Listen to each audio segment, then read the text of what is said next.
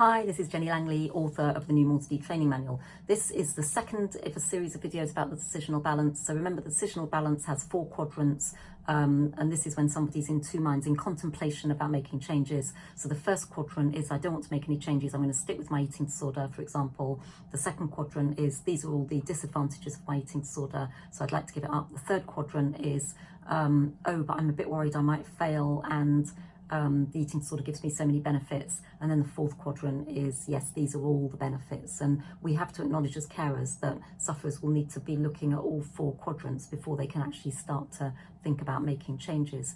So we were really fortunate at one of our carer support groups to have a young lady, a 22-year-old, came along to talk to us about life at university with an eating disorder, and she'd just actually been discharged after a 4-month inpatient stay.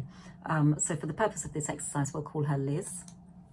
So she said, yeah, the decisional balance exercise is really, really useful. So she said, in terms of holding on to my eating disorder, so quadrant 1, I gave my eating disorder a name. It was called Mr. P. And Mr. P always made me feel safe, in control, valuable, successful, powerful and strong, and independent. I wasn't reliant on anyone. I was like, it was me and Mr. P together. We were strong. The negatives of Mr. P, I could acknowledge that Mr. P wants to hold me back in all areas of my life. So academically, I've had to give up, come back and stop doing my degree. I'm hoping to go back soon.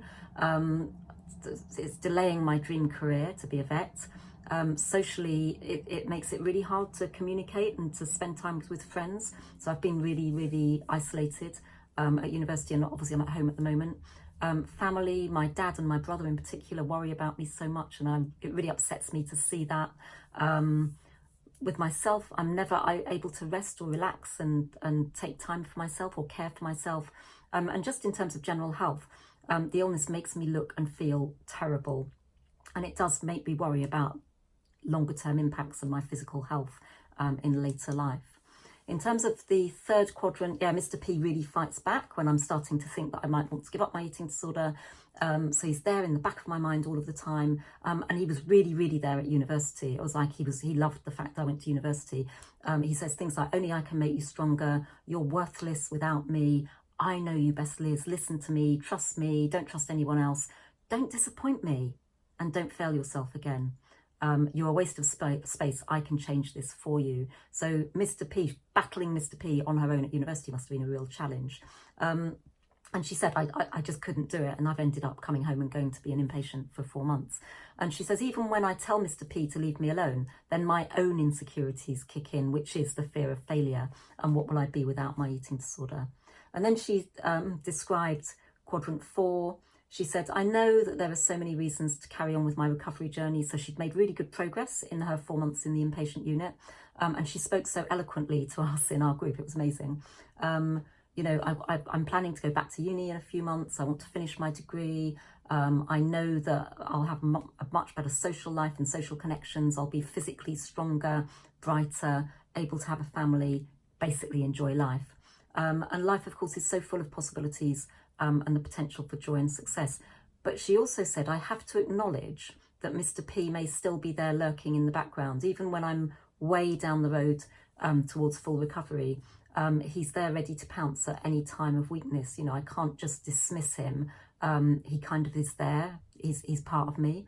And then she said, it's not that I want to get my old Liz back. I'm looking forward to my new normal. So that's what I'm working towards. So I've learned so much through this recovery journey. So I'll come out different, stronger, hopefully more empathic person in terms of other people that are struggling. Liz then was really kind enough to give us some top tips for carers from the sufferer's perspective. So again, really, really valuable. So her first tip, remember everyone's an individual. What works for one person won't necessarily work for another, but please don't give up in trying. And if something doesn't work, try something else. Number 2, acknowledge the challenges of recovery. It's a huge journey. There are many challenges and they come in many different shapes and forms and strengths, and they can trip you up at any time. So if carers can acknowledge, I can see you're struggling, it must be really tough, then that's really, really helpful. Number 3, try to help your loved one find, she called it a recovery motivator goal. So short and long-term targets can be really helpful. So it might be going to university, finding a partner, getting a job, traveling, or it might be something very short-term like going out with friends at the weekend. So, but having a goal is really, really important. Number 4, once carers have acknowledged the challenges, it can be really helpful to use distractions. So for example, Liz said if she was having a meal, it would be really useful if her dad acknowledged that it was really tough for her to eat the meal, but would then just chatter away in the background, like, you know, not necessarily expecting her to answer particularly, or they might put a documentary on the TV or do some quizzes or crosswords or puzzles. And that was really, really helpful to quieten down Mr. P when she was maybe facing a meal or something like that. Number 5, even if we don't participate with the conversation at the table, it doesn't mean we don't appreciate it. So sometimes the energy that's required to actually get through that meal and not respond to the Mr. P voice, it's just helpful to have that background noise that can really sort of zone out Mr. P, who's going yabba, yabba, yabba in the background.